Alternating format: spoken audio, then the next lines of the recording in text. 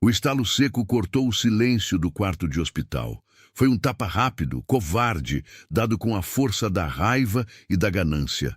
Marcelo, o filho milionário, havia levantado a mão contra a própria mãe, que permanecia em coma, frágil e inconsciente. Ela não podia se defender, não podia abrir os olhos, não podia sequer reclamar.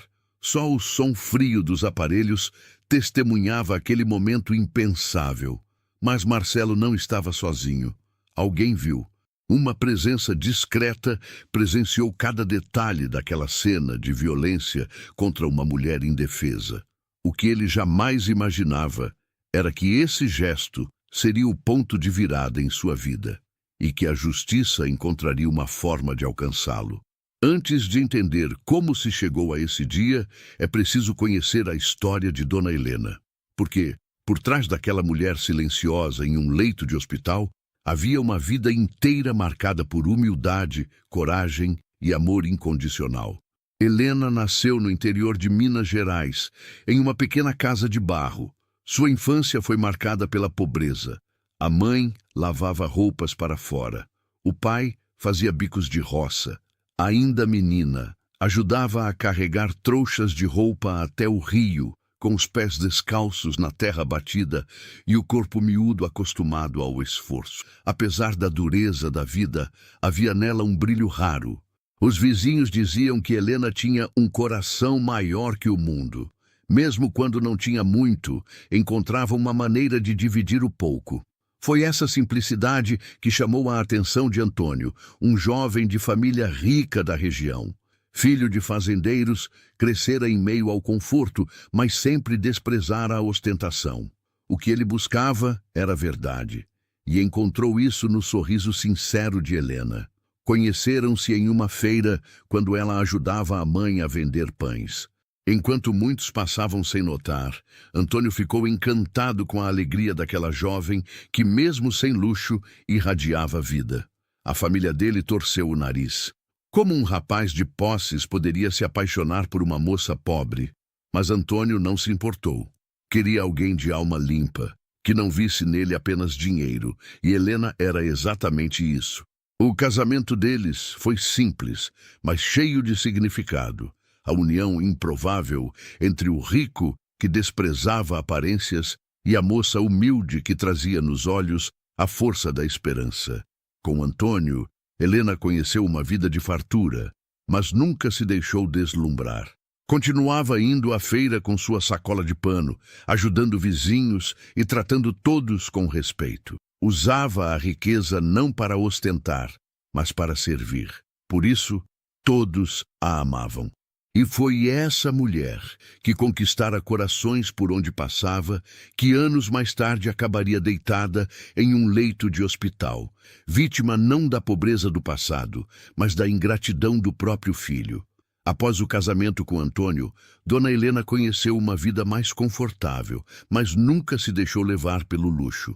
Enquanto a família do marido vivia de festas e aparências, ela preferia a rotina simples: visitar vizinhos, ajudar funcionários, cozinhar feijão no fogão de lenha. Isso era o que a tornava querida por todos. Antônio, embora rico, também valorizava essa simplicidade, e o casal construiu juntos um lar sólido, marcado pelo respeito e pela generosidade. Foi nesse lar que nasceu Renato, o único filho. Desde pequeno, recebeu tudo o que o dinheiro podia comprar: brinquedos importados, roupas de marca, escola particular. Mas, junto com os privilégios, cresceu nele uma arrogância silenciosa. Quando adolescente, já zombava dos modos simples da mãe. Mãe, você ainda vai na feira com essa sacola velha? Compra tudo no mercado como gente de verdade. Helena sorria com paciência, tentando acreditar que, no fundo, o filho mudaria. Com o tempo, Renato se tornou um jovem bonito, sedutor, acostumado a ter tudo o que queria. Foi assim que conheceu Adriana, uma moça de família influente da capital. Ela era elegante, mas de coração frio, e enxergou em Renato uma oportunidade de garantir ainda mais status. O casamento dos dois não foi de amor, mas de conveniência. Helena, mesmo percebendo a distância emocional da nora, a tratou com respeito. Porém, Adriana nunca fez questão de esconder o desprezo pela sogra. Para ela, Helena era apenas a senhora antiquada que não sabia aproveitar a vida. Enquanto isso, a saúde de Dona Helena começou a declinar. Depois da morte de Antônio, um infarto fulminante que a deixou viúva de repente, a tristeza pareceu corroer suas forças. Ainda assim, não se deixava abater diante dos outros. Continuava a ajudar quem precisava e a abrir as portas de casa para vizinhos. Mas, em silêncio, seu corpo já dava sinais de cansaço. Até que um dia, ao desmaiar sozinha na cozinha, foi levada às pressas para o hospital. Foi ali que entrou em cena o advogado da família, Dr. Álvaro.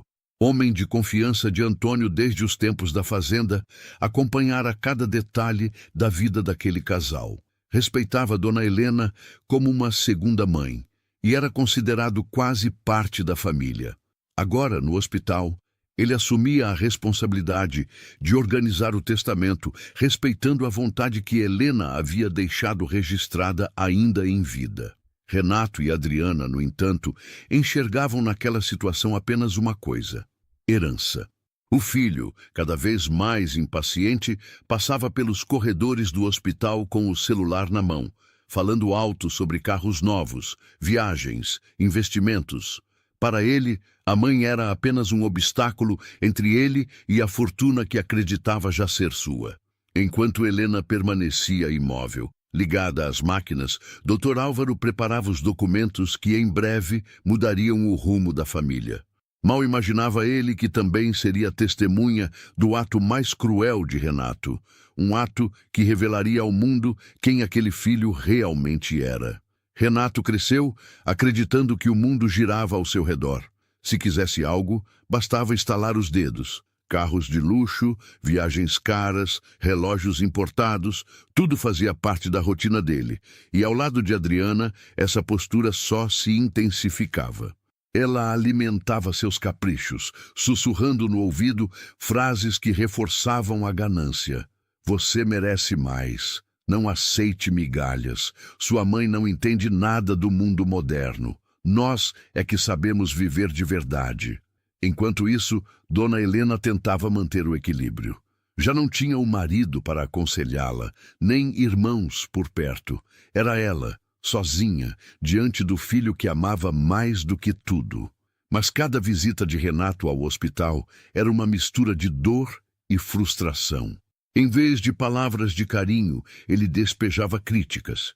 Ficava de pé ao lado da cama, olhando para a mãe imóvel e dizia com desdém: olha só no que você se transformou. Uma velha fraca, presa a fios e máquinas. Se alguém da equipe de enfermagem estivesse por perto, ele suavizava o tom, mascarando o desprezo. Mas no fundo, não via Helena como a mãe que dedicara a vida a ele. Via apenas a herança que ainda não podia tocar. Dr. Álvaro percebia cada gesto. O advogado acompanhava de perto a situação e se indignava com a frieza de Renato. Para ele, era como se Antônio estivesse sendo traído 2 vezes. Primeiro pela morte precoce e agora pelo caráter perdido do próprio filho.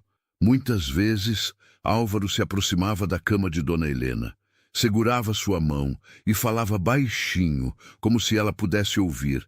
Dona Helena, fique tranquila. Suas vontades serão respeitadas. Adriana, por outro lado, fazia questão de reforçar a distância. Nas visitas, entrava com roupas de grife, maquiagem impecável e o celular na mão. Olhava para a sogra como quem observa um móvel antigo, fora de moda. Chegava a comentar com Renato em voz baixa, mas audível: é questão de tempo. Assim que ela se for, a vida da gente vai começar de verdade. Essas frases cortavam como facas invisíveis. Mas Dona Helena, mesmo inconsciente, parecia reagir com leves tremores, como se a alma se revoltasse diante de tamanha ingratidão. A equipe médica fazia o que podia. Eram profissionais sérios, mas nada podiam contra o veneno que Renato e Adriana espalhavam com suas palavras. Quem realmente se importava era apenas Dr. Álvaro, atento, cuidadoso, sempre presente. E foi justamente ele quem percebeu que a paciência de Renato estava prestes a se esgotar.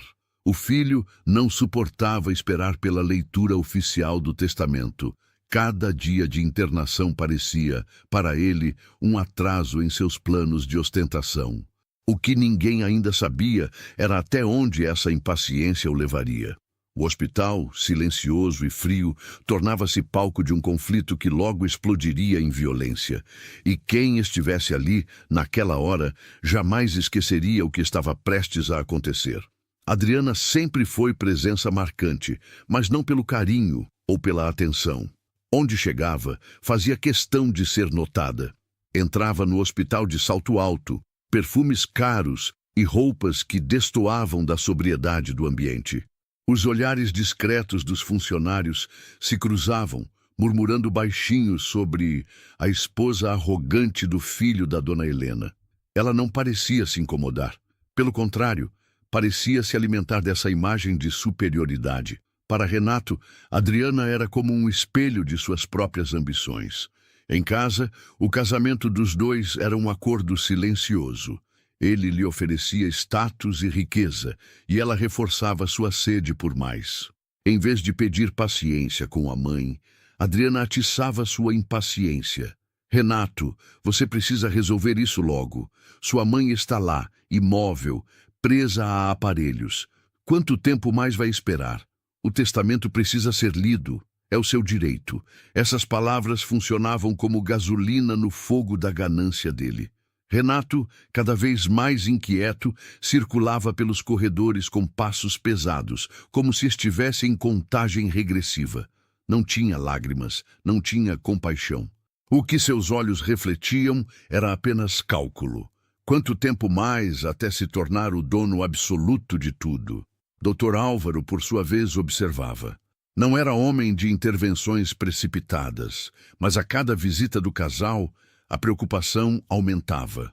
Conhecera Renato menino, lembrava dele correndo pelo quintal da fazenda do pai, ainda com inocência no olhar. Agora via um homem endurecido, movido apenas por orgulho e cobiça.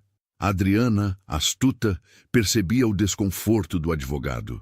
Às vezes, lançava-lhe olhares irônicos, como quem sabe mais do que demonstra. Um dia, ao cruzar com ele no corredor, comentou em tom baixo, mas carregado de veneno. Doutor, espero que o senhor faça logo o que precisa ser feito. Renato está cansado de esperar. Álvaro segurou o olhar firme. Minha prioridade é cumprir a vontade da dona Helena e garanto que isso será feito no tempo certo. A frase soou como ameaça aos ouvidos dela. Naquela mesma noite, ao lado do marido, Adriana despejou sua frustração. Esse advogado não está do nosso lado.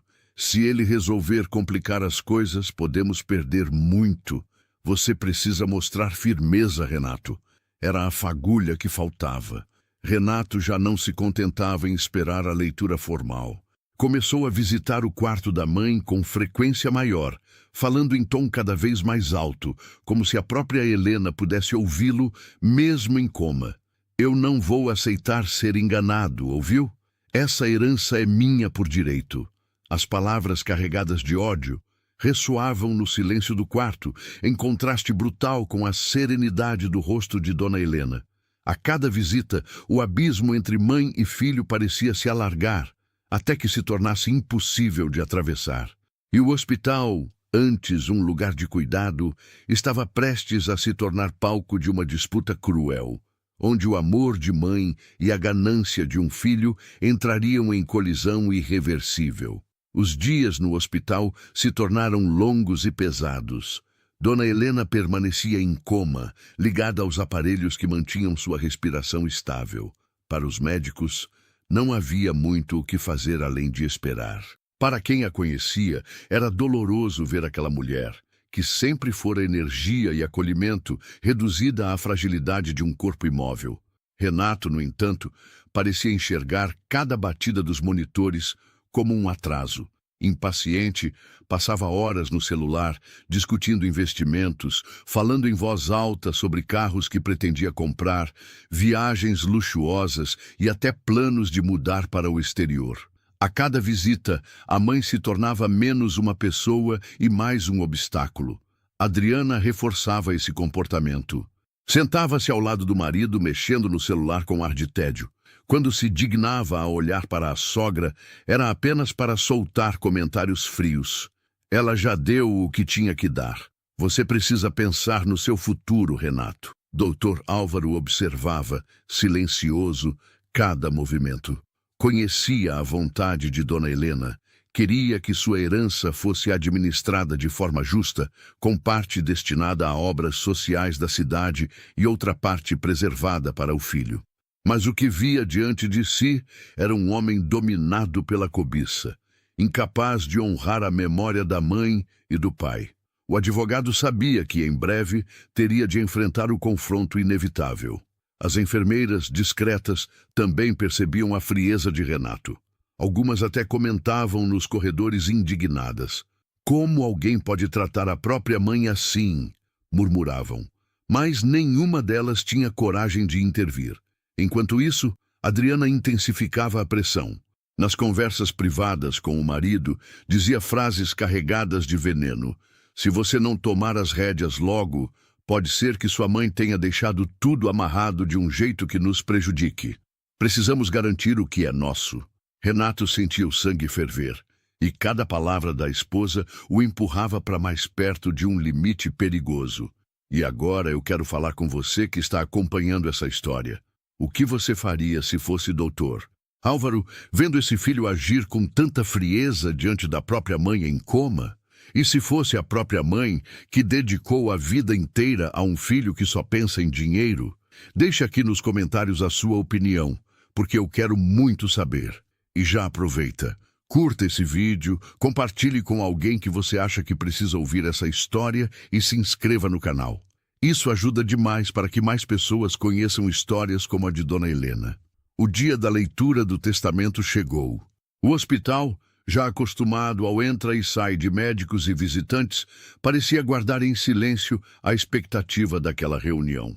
No pequeno salão reservado pelo Dr. Álvaro, uma mesa comprida foi preparada com os documentos oficiais.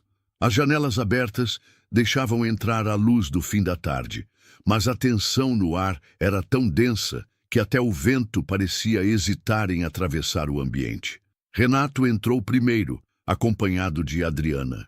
O jeito altivo denunciava sua pressa, como se estivesse prestes a assinar um contrato milionário. Sentou-se de braços cruzados, tamborilando os dedos sobre a mesa, o olhar fixo nos papéis à frente do advogado. Adriana, ao lado, exibia um sorriso frio, quase de vitória antecipada. Dr. Álvaro ajeitou os óculos, pigarreou e abriu a pasta com calma. Para ele, não era apenas um procedimento burocrático. Era a última voz de Dona Helena, registrada em palavras. Era como se, mesmo em coma, ela estivesse ali, presente, defendendo seus valores. Vamos começar, disse o advogado em tom firme.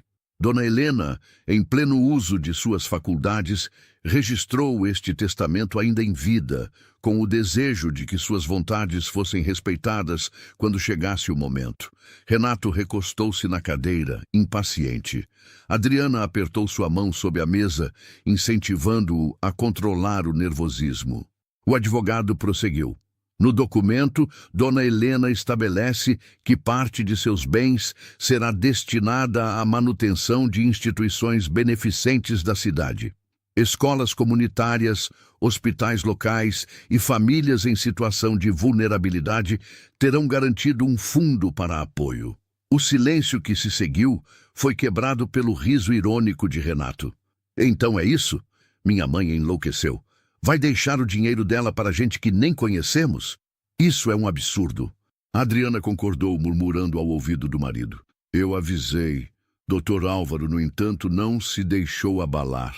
Além disso, continuou elevando a voz, a outra parte da herança será destinada a Renato, único filho. Contudo, com uma condição clara.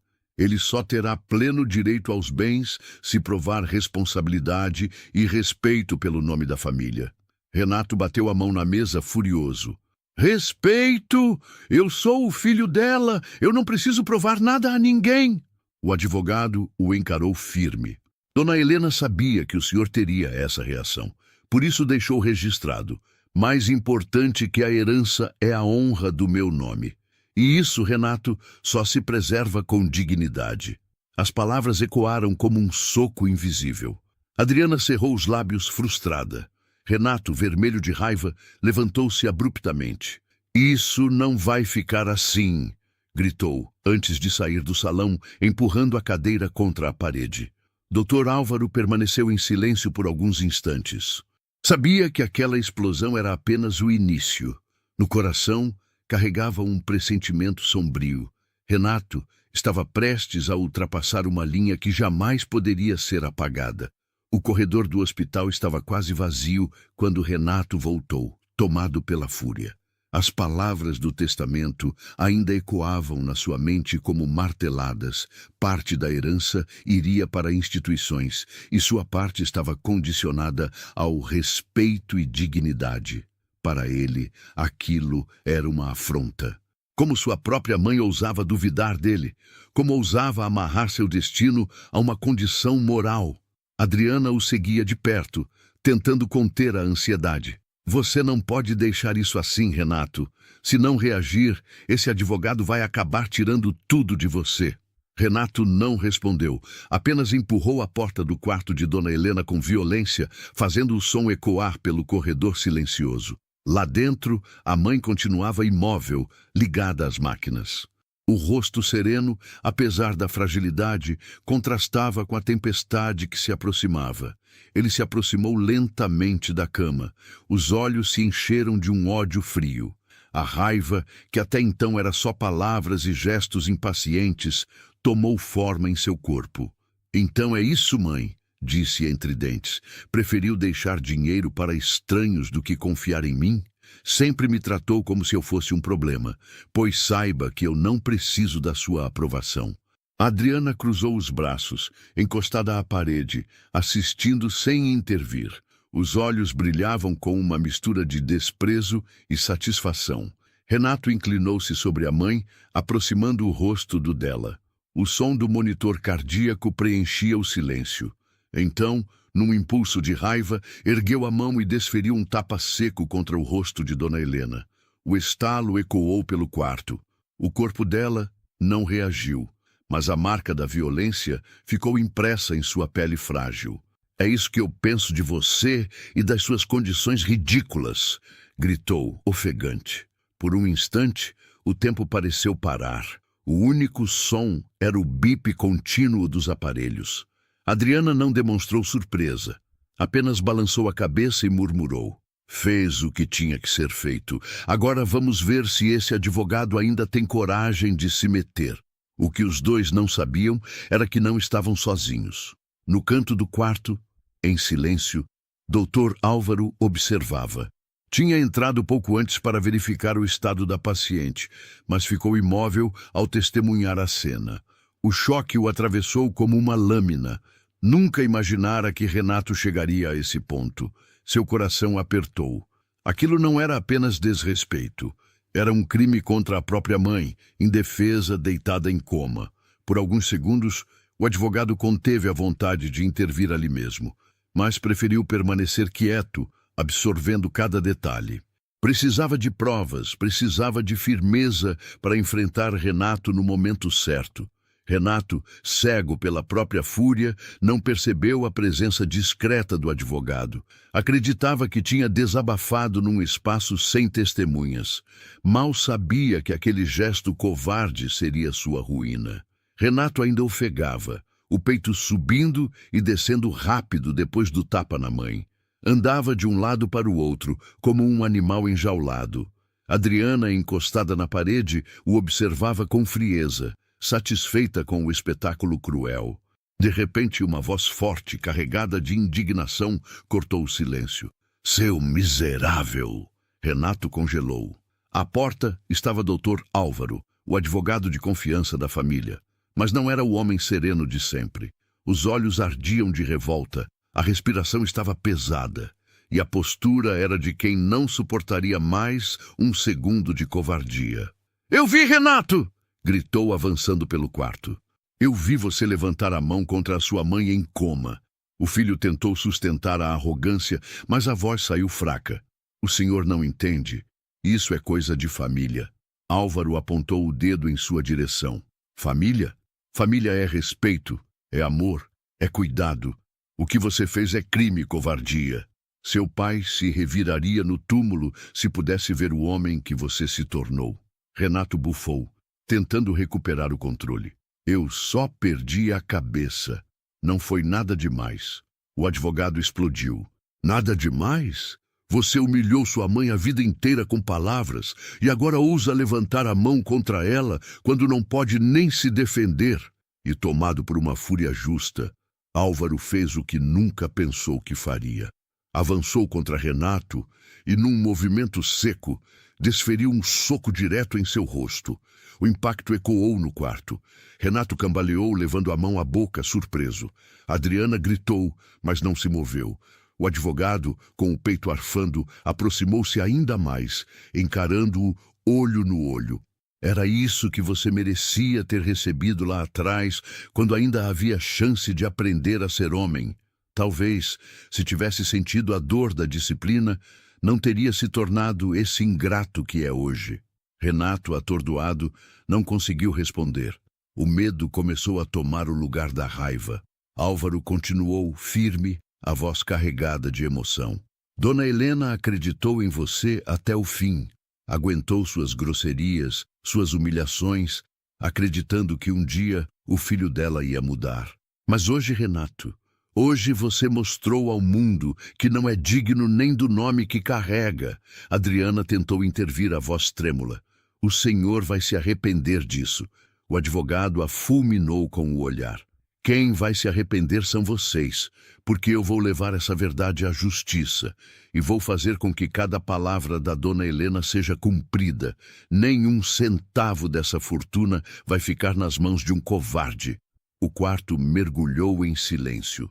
Pela primeira vez, Renato estava acuado, derrotado não apenas pelo soco, mas pelas verdades que jamais poderia refutar. O soco de Dr. Álvaro ainda reverberava no quarto. Renato, atordoado, tocava o canto da boca, sentindo o gosto metálico do sangue. O silêncio pesado só era interrompido pelo som contínuo dos aparelhos ao lado de Dona Helena, como se a vida dela fosse uma testemunha silenciosa da cena.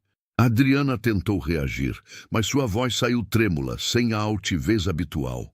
"O senhor não podia ter feito isso. Vai se arrepender." Álvaro manteve-se firme, respirando fundo, mas com um olhar de aço. "Quem vai se arrepender são vocês. Porque esse soco, Renato, não é nada comparado ao que está por vir. Eu tenho provas do que você fez, e a justiça vai saber exatamente o tipo de homem que você é." Naquele instante, Renato não encontrou forças para contestar. A máscara de arrogância havia se quebrado. O filho milionário, acostumado a sempre vencer pela imposição, estava diante de um adversário que não se curvava ao seu dinheiro. Poucos dias depois, a verdade veio à tona. O vídeo registrado por Álvaro circulou entre autoridades competentes e foi levado ao tribunal. A imagem de Renato levantando a mão contra a mãe em coma causou indignação geral. O juiz não hesitou em suspender seus direitos sobre a herança, reconhecendo que ele havia desonrado a própria mãe e desrespeitado as condições do testamento. Adriana, que sempre caminhara ao lado dele com frieza calculista, não resistiu ao peso da humilhação pública. Amigos de fachada se afastaram, e o casal, antes altivo, foi reduzido às sombras de si mesmos. A vida de luxo desmoronou em questão de semanas. Já Dona Helena, mesmo ainda em coma, tornou-se símbolo de força e dignidade. A comunidade que sempre a amou se uniu em torno dela, cuidando, rezando, lembrando em cada gesto simples a mulher generosa que sempre fora. Dr. Álvaro, com a consciência pesada pelo soco que dera, mas serena pelo dever cumprido, Visitava-a constantemente. Segurava sua mão e dizia baixinho: Dona Helena, a senhora venceu. Seu filho mostrou quem era, mas o seu nome, o seu legado, continuam intactos. E como se houvesse uma resposta, muitas vezes o monitor cardíaco acelerava levemente, como se o coração dela entendesse aquelas palavras. Essa história deixa uma lição que nenhum de nós pode ignorar. Dinheiro nenhum no mundo substitui o valor de uma mãe. Renato tinha tudo nas mãos, mas perdeu o essencial, perdeu a dignidade, perdeu o respeito, perdeu a honra. E você, que acompanhou até aqui, já parou para pensar no quanto sua mãe, ou aquela figura que cuidou de você, significa de verdade? Muitas vezes, só reconhecemos quando já é tarde demais. Deixe nos comentários o que você faria se estivesse no lugar de Dona Helena. Quero muito ler a sua opinião. E se essa história tocou o seu coração, curta o vídeo, compartilhe com alguém que você ama e se inscreva no canal. Porque histórias como essa não são apenas relatos, são lembretes de que amor e respeito valem mais do que qualquer herança. O som seco do tapa ecoou pela sala de jantar como um trovão. O impacto fez vibrar as taças de cristal, silenciou as conversas e congelou os olhares. Naquele instante, diante da família reunida, Dona Célia não era vista como mãe, era tratada como um incômodo. O agressor não era estranho. Era o próprio filho, Otávio Júnior, que se levantara da ponta da mesa tomado por raiva. O rosto vermelho, o olhar faiscando e a frase cuspida com desprezo. Velha inútil, você só envergonha essa família. Saia daqui agora. O silêncio que se seguiu pesou mais que a dor no rosto dela. Nenhum parente ousou defendê-la. Empregados imóveis fingiam não ver. Célia estava de luto. Ainda usava o vestido preto simples do velório do marido, o velho Otávio, falecido dias antes. Mal tivera tempo de chorar sua ausência e já era obrigada a enfrentar outra perda: o respeito do próprio filho. Na cabeceira oposta, de braços cruzados e expressão triunfante, estava Camila, a nora. Filha de um magnata do setor imobiliário, carregava nos olhos a soberba de quem sempre acreditou ser superior. Para ela, aquilo era o desfecho natural. Desde o início do casamento, tratava a sogra como intrusa. Camila nunca disfarçou.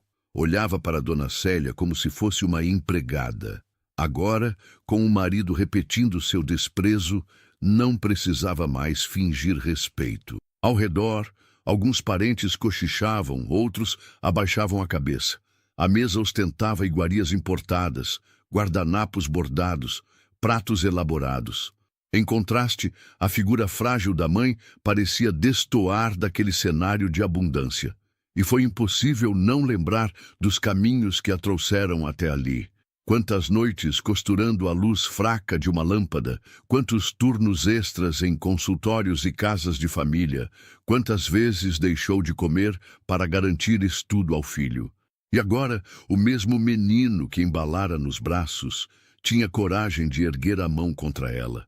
Não havia lágrimas em seus olhos, apenas um silêncio que queimava mais do que qualquer resposta.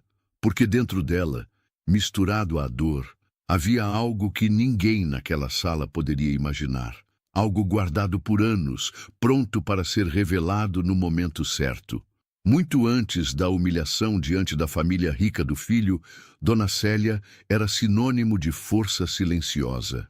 Filha de um pedreiro e de uma costureira da periferia de São Paulo, aprendera cedo que o mundo não tinha piedade. Ainda menina, ajudava a mãe a costurar barras de calças e pregava botões, enquanto acompanhava o pai em mutirões aos fins de semana. Sua infância foi marcada por calos nas mãos e pela certeza de que, para sobreviver, era preciso trabalhar mais do que descansar. Na juventude, conheceu Otávio Pai, mecânico de bairro. Não tinha muito, mas carregava nos olhos a honestidade que bastava.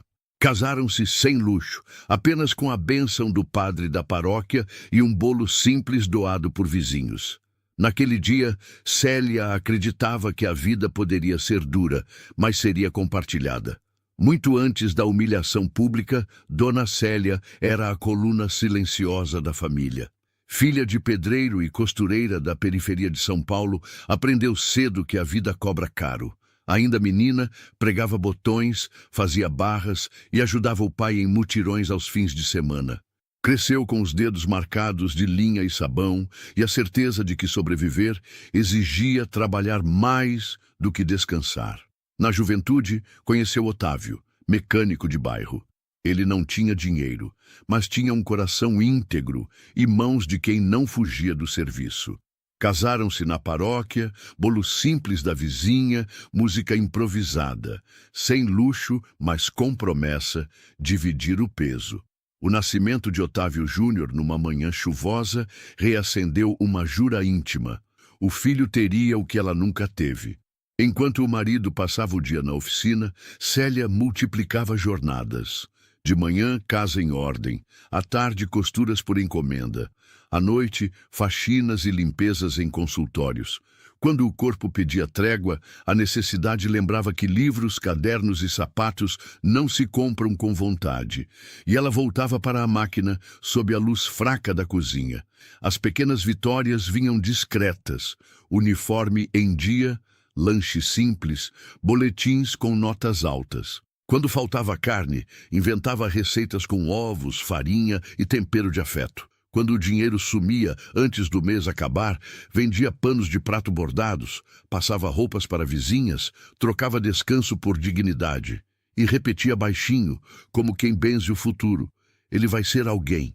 Júnior cresceu vendo a mesa posta, mas não via as madrugadas acordadas. Achava natural encontrar o material escolar pronto, a roupa passada, a comida quentinha. Não sabia que por trás do conforto modestíssimo havia suor, calo e lágrima no travesseiro. Célia escondia as mãos rachadas em luvas, culpava a idade quando o corpo doía e sorria para o filho com a doçura de quem transforma cansaço em abrigo. Quando a oficina quase quebrou, foi ela quem segurou as contas. Quando a saúde do marido começou a fraquejar, assumiu turnos extras sem alarde e, mesmo assim, fazia o possível para que o menino não carregasse o peso da casa. "Estuda, meu filho", dizia. "O resto é comigo." Na escola, Júnior se destacou. Ganhou bolsa em colégio particular, conheceu colegas de sobrenomes importantes, mundos que até então só via na televisão. O contraste o fascinava. Para Célia, era só mais uma razão para redobrar esforços. Se as portas estavam se abrindo, ela não permitiria que se fechassem por falta de dinheiro para a condução. Na casinha simples da Lapa, tudo tinha história. A estante feita pelo marido, a cadeira de balanço da mãe, o rádio antigo que teimava em funcionar às tardes de domingo. Não havia luxo, havia pertencimento. Ali, Célia não era intrusa, era raiz. E foi a partir dessa raiz, firme, silenciosa, teimosa, que ela sustentou o sonho do filho. Sem medalhas, sem aplauso. Só a fé obstinada de quem, mesmo invisível, constrói futuro com as próprias mãos. O destino de Otávio Júnior começou a mudar quando entrou na universidade. Graças ao desempenho escolar e ao sacrifício da mãe, conseguiu vaga em administração em uma das faculdades mais prestigiadas de São Paulo. Ali, mergulhou em um mundo completamente diferente da Lapa. Carros importados nas vagas, festas em coberturas luxuosas, viagens de intercâmbio anunciadas como se fossem passeios de fim de semana. Era como atravessar uma fronteira invisível. Foi nesse ambiente que conheceu Camila. Filha de um dos maiores empresários do setor imobiliário, carregava no sobrenome um peso que abria portas antes mesmo de se apresentar. Para Júnior, ela era a personificação de tudo o que sonhara. Status, sofisticação, reconhecimento. Não demorou muito para se envolverem, e rapidamente ele foi absorvido pelo círculo da família dela. Célia observava de longe, dividida entre orgulho e apreensão. Orgulho, porque o filho estava chegando a oportunidades que ela jamais imaginaria. Preocupação, porque via nos olhos de Camila um brilho de arrogância que lhe causava calafrios. Desde o primeiro encontro, a futura nora a tratou como figurante. Um aperto de mão frio, sorrisos protocolados, frases ditas sem olhar nos olhos. Era claro que, para Camila, a sogra nunca passaria de obstáculo incômodo. O casamento veio em grande estilo. Cerimônia na Catedral da Sé, festa em buffet nos jardins, fotógrafos disputando espaço, convidados ilustres. Célia, com seu vestido modesto costurado em casa, sentou-se em uma mesa afastada. Observava o brilho dos vestidos de alta costura, os flashes incessantes e os olhares atravessados de quem se perguntava, em silêncio, quem era aquela senhora deslocada em meio ao luxo. Na volta para a casinha da Lapa, guardou o vestido no armário e suspirou fundo. Não havia tristeza, mas uma estranha sensação de distância. Era como se o filho tivesse cruzado uma ponte sem retorno. Depois da lua de mel, a transformação foi completa. O sogro, impressionado com a ambição do genro, abriu-lhe espaço na construtora da família. De estagiário de luxo, logo virou sócio. Em poucos anos, o rapaz que crescera descalço nas ruas da periferia já desfilava como executivo milionário, dono de carros importados e de uma mansão em Alphaville. As visitas à mãe tornaram-se raras. Quando aconteciam, eram rápidas e apressadas. Quase sempre na companhia de Camila, que fazia questão de notar cada detalhe humilde da casa. A cortina puída, o cheiro de comida simples, o sofá gasto, e cada comentário, sutil mas ferino, envergonhava o filho. "Esse bairro já não combina com você, Júnior", dizia a nora sorrindo de canto, como quem dá ordem disfarçada. Célia ouvia, calava e engolia o nó na garganta. Nunca quis atrapalhar. Continuava oferecendo café em xícaras descascadas, contava histórias da infância dele, falava das conquistas pequenas da vizinhança. Mas cada palavra parecia destoar do mundo em que o filho agora vivia. No fundo, sabia que o tempo estava transformando não apenas a vida dele, mas também a forma como ele a enxergava. O menino que um dia correra descalço pelas ruas da Lapa começava a olhar para a própria mãe como quem olha para uma lembrança incômoda. A mansão em Alphaville era imponente, com portões altos e jardins impecáveis. Mas para Dona Célia, cada visita era um teste de resistência. O ar carregado de luxo não impressionava, sufocava. Não havia um canto que não refletisse o gosto de Camila, da seda importada nas cortinas aos quadros modernos que substituíam as fotografias antigas da família. No início, Célia ainda tentava se fazer presente. Oferecia ajuda na cozinha, comentava sobre flores, contava histórias da infância de Júnior. Mas logo entendeu que qualquer gesto seu era visto como interferência. Um dia, enquanto espanava discretamente uma estante, ouviu a voz fria da nora. "A senhora deveria pedir antes de mexer nas coisas. Temos um padrão estético a manter." O móvel em questão era especial. Uma estante construída pelo velho Otávio, onde Célia guardava lembranças preciosas. Fotos antigas, o primeiro diploma do filho, um rádio que ainda funcionava. Para Camila, nada daquilo tinha valor. Apenas atrapalhava a estética. A partir daí, cada encontro de família virou palco de humilhações silenciosas. Camila chegava com vestidos de grife, enquanto a sogra, com roupas simples, tentava disfarçar a diferença. Nos aniversários dos netos, o contraste ficava ainda mais cruel. De um lado, presentes caros, viagens internacionais anunciadas com orgulho. De outro, a pequena caixa embrulhada em papel simples, oferecida com carinho por Dona Célia, recebida com olhares atravessados. Júnior raramente intervinha. Às vezes, até sorria de canto, como se concordasse em silêncio. Para ele, a presença da mãe era um lembrete inconveniente de um passado que queria esquecer. Camila alimentava esse afastamento com habilidade. Sussurrava, em tom baixo, mas audível. Algumas coisas já não combinam mais com o nível da família. Dona Célia, sozinha em sua casa simples, chorava em silêncio. Não reclamava com vizinhos, não dividia a dor. Apenas se lembrava do que construíra. Cada conta paga, cada madrugada de trabalho, cada prato colocado na mesa. Não buscava vingança, mas a memória lhe doía como ferida aberta. E mesmo diante das mágoas, nunca levantava a voz. Engolia as palavras para manter a paz. Até que, em um jantar de domingo, tudo explodiu. A mesa estava coberta de pratarias cintilantes, vinhos importados, pratos preparados por chefe. Parentes riam alto, conversando sobre negócios milionários, investimentos e viagens.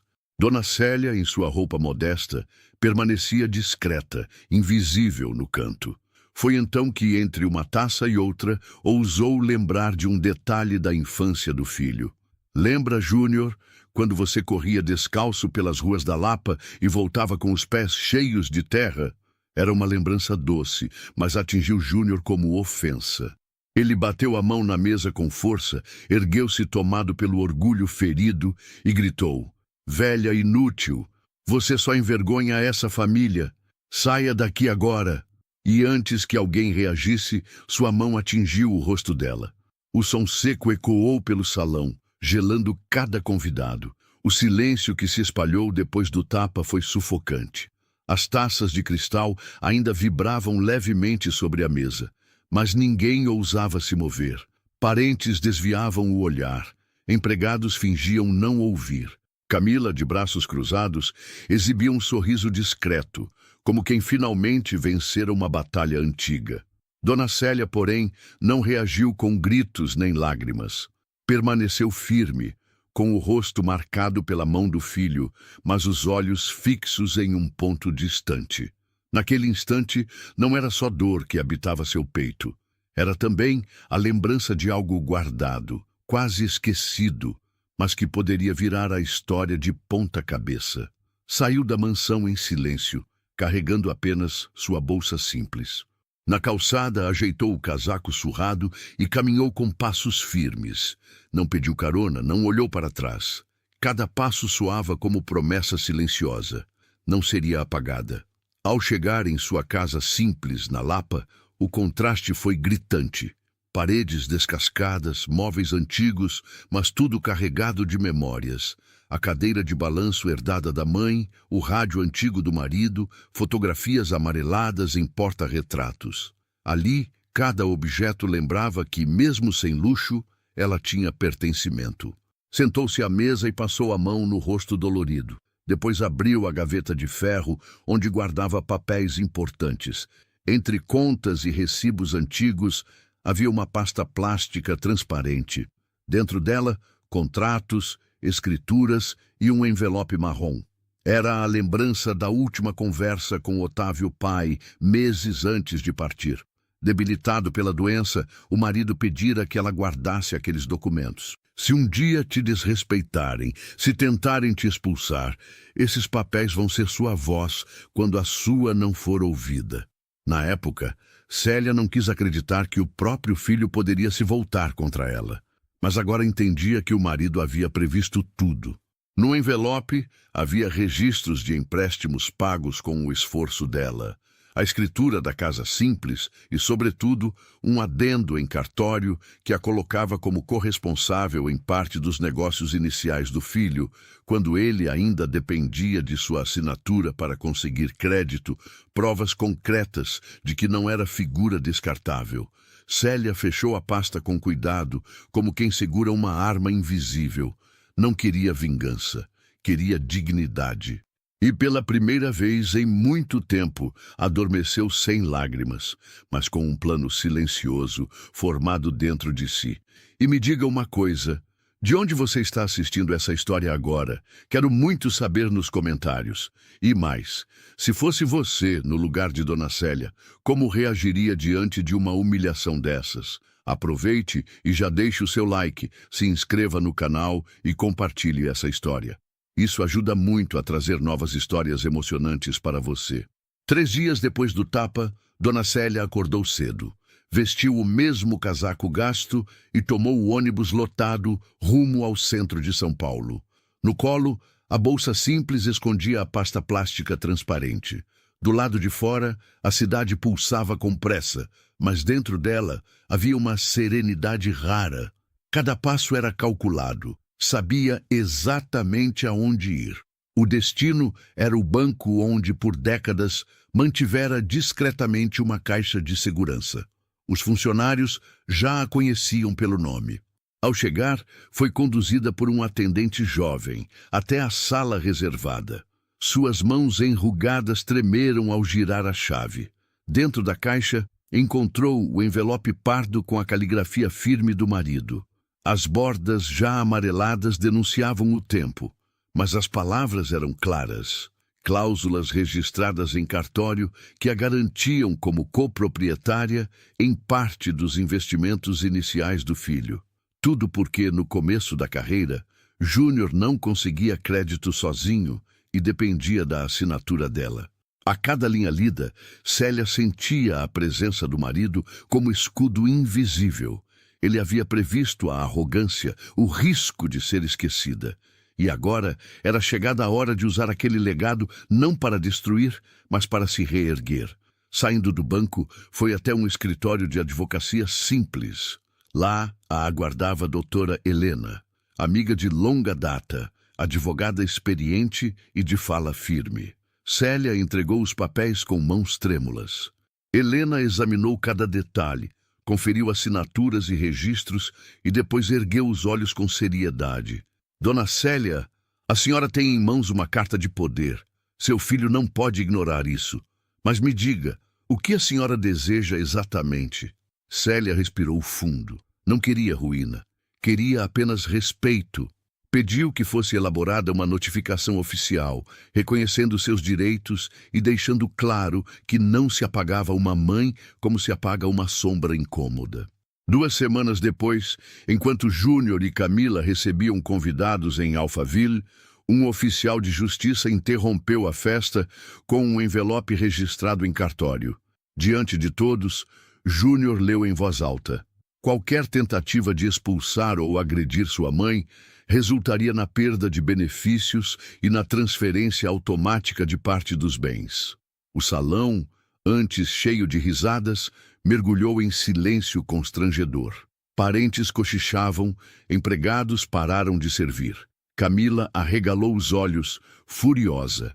Júnior tentou manter a postura, mas a leitura em voz alta deixou evidente. A mãe que ele desprezara tinha voz, tinha lei e tinha prova. Pela primeira vez, o milionário se viu encurralado. O orgulho que o fazia erguer a mão contra a própria mãe agora pesava como corrente em volta do pescoço. Célia, em sua casa simples, recebeu a notícia com calma. Não vibrou, não comemorou. Apenas fechou os olhos e agradeceu em silêncio ao marido, que, mesmo ausente, ainda a protegia. A reunião foi marcada em uma sala luxuosa, decorada com móveis de madeira nobre e quadros caros. Estavam presentes advogados da família de Camila, alguns parentes próximos, e do outro lado da mesa, Dona Célia, acompanhada pela doutora Helena. Pequena em estatura, mas firme no olhar, a mãe parecia carregar consigo décadas de silêncio transformado em coragem. Assim que todos se acomodaram, Helena abriu a pasta e começou a apresentar os documentos. Ali estavam os contratos antigos, as escrituras, os recibos e, sobretudo, o adendo em cartório que tornava Célia coproprietária em parte dos negócios do filho. O ar da sala mudou. Cada papel era um lembrete incontestável de que ela não era invisível. Camila, impaciente, tentou interromper. Isso não passa de um mal-entendido. A senhora está confundindo papéis velhos com valor real. Helena não se abalou. Retirou então o pendrive e o conectou ao projetor. O som preencheu o ambiente. A voz de Júnior, áspera, ordenando que a mãe saísse da mansão. Em seguida, o estalo do tapa que ecoara diante de toda a família. O silêncio que seguiu foi pesado. Nenhum argumento seria capaz de apagar aquela prova. Júnior baixou a cabeça. Os advogados cochichavam entre si, alguns parentes desviavam o olhar constrangidos. Helena concluiu com firmeza. Conforme a cláusula registrada em cartório, qualquer agressão ou tentativa de expulsão anula os direitos do Sr. Otávio Júnior sobre os bens em questão. A partir deste momento, a totalidade das propriedades passa legalmente para Dona Célia. O impacto foi devastador. Camila ficou pálida, incapaz de esconder a raiva. Júnior, imóvel, parecia carregar nos ombros o peso da própria vergonha. Célia, por sua vez, levantou-se com calma. Recolheu os papéis e olhou para o filho, não com ódio, mas com tristeza. Sua voz saiu baixa, porém firme. Não estou aqui por vingança. Estou aqui para que você entenda que uma mãe não se apaga com um tapa. Eu construí essa história tanto quanto você, e não vou ser tratada como sobra. Ninguém ousou responder. A mãe simples, que até então fora invisível, agora ocupava todo o espaço da sala. Ao deixar a reunião, Célia não se vangloriou. Caminhou devagar pelos corredores do prédio luxuoso, segurando a pasta contra o peito. Do lado de fora, a chuva caía fina. Sentiu cada gota no rosto e fechou os olhos por um instante. Era como se finalmente tivesse lavado a humilhação da alma. Dentro da mansão, restava apenas o silêncio da derrota. Camila, furiosa, culpava o marido pela exposição. Júnior, envergonhado, não encontrava palavras. Pela primeira vez em muito tempo, o poder havia mudado de mãos. A notícia da reunião não ficou restrita às paredes da sala luxuosa. Em pouco tempo, parentes, vizinhos e até colegas de trabalho de Júnior souberam que o milionário havia levantado a mão contra a própria mãe e que ela não era a figura frágil que muitos imaginavam. Na vizinhança da Lapa, onde Dona Célia continuava vivendo, o respeito se renovou. Na padaria, no açougue, no ponto de ônibus, ouviu frases como: "Força, Dona Célia, a senhora é exemplo para todos nós." Pessoas que antes a viam apenas como mais uma senhora humilde, agora a encaravam como símbolo de resistência. Dentro da mansão, em Alphaville, o clima era outro. Camila, furiosa, não aceitava que a sogra tivesse se imposto. Evitava encontros de família e pressionava Júnior a reverter a situação. Mas não havia brechas. Os papéis eram oficiais, a cláusula era válida e a gravação inquestionável. O poder que exercia sobre o marido começava a se esfarelar. Júnior mergulhou em silêncio desconfortável. O homem de negócios, antes confiante e altivo, passou a ser alvo de cochichos e comentários maldosos. Colegas e sócios comentavam pelas costas e sua imagem pública sofreu arranhões.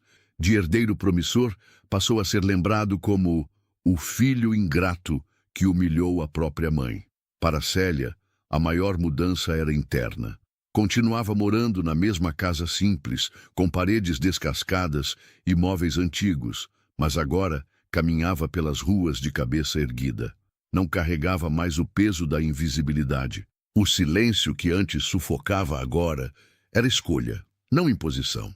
Mulheres do bairro começaram a procurá-la. Algumas pediam conselhos, outras apenas queriam compartilhar suas próprias dores. Célia as ouvia, com paciência e empatia, e aos poucos percebeu que não estava apenas recuperando sua dignidade, estava inspirando outras a fazerem o mesmo. Foi nesse ponto de reflexão que tomou uma decisão surpreendente. Reuniu-se novamente com a doutora Helena e anunciou: "Não quero viver acorrentada a bens que me lembram dor. Prefiro transformar tudo isso em algo que faça sentido." A advogada a ouviu em silêncio enquanto ela explicava seu plano.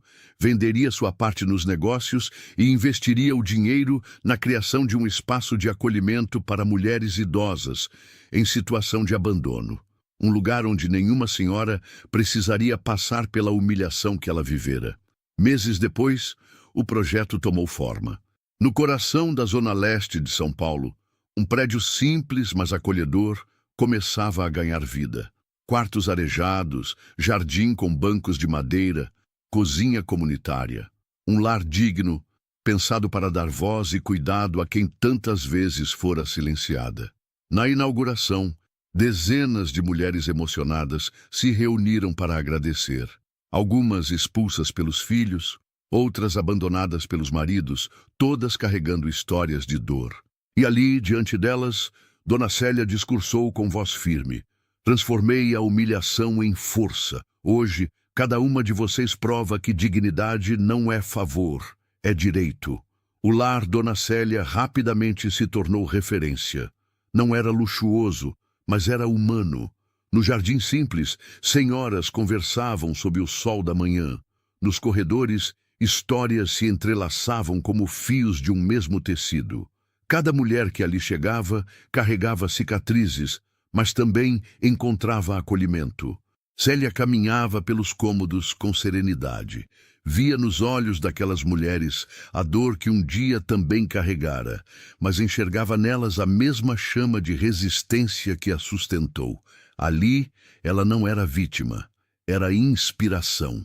Otávio Júnior demorou meses até criar coragem para visitá-la. O casamento com Camila estava em ruínas.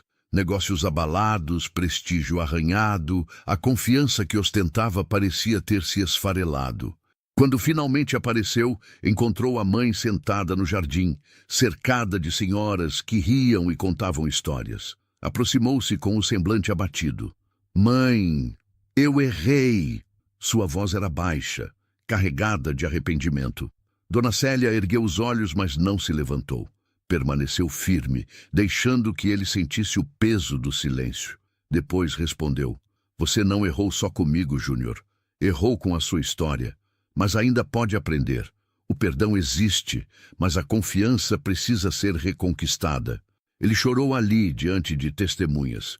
Não houve abraço imediato, nem reconciliação fácil. Houve apenas o início de uma mudança possível. E para Célia, aquilo bastava. Não queria ver o filho arruinado, mas não voltaria atrás em sua decisão. Sua vida agora tinha outro propósito. Na inauguração oficial do lar, ela discursou diante de dezenas de pessoas, com voz firme e coração sereno. Um filho pode negar a própria mãe, mas uma mãe jamais deve negar a si mesma. Eu fui humilhada, mas transformei a dor em força. Hoje, cada uma dessas mulheres prova que respeito e dignidade não são favores, são direitos inegociáveis. O público aplaudiu de pé. Era a vitória silenciosa de uma mulher simples que ousou enfrentar o poder de um filho milionário e mostrar que amor não é submissão. Naquela noite, sentada em sua cadeira de balanço, Célia refletiu. Não guardava rancor, nem arrependimento. Guardava apenas a certeza de que tinha transformado sua história em legado. A vida lhe mostrara que, às vezes, é preciso perder um lar de tijolos para construir uma morada de respeito. E você, já parou para pensar quantas vezes o silêncio foi usado contra você? A história de Dona Célia nos mostra que dignidade não se pede, se conquista.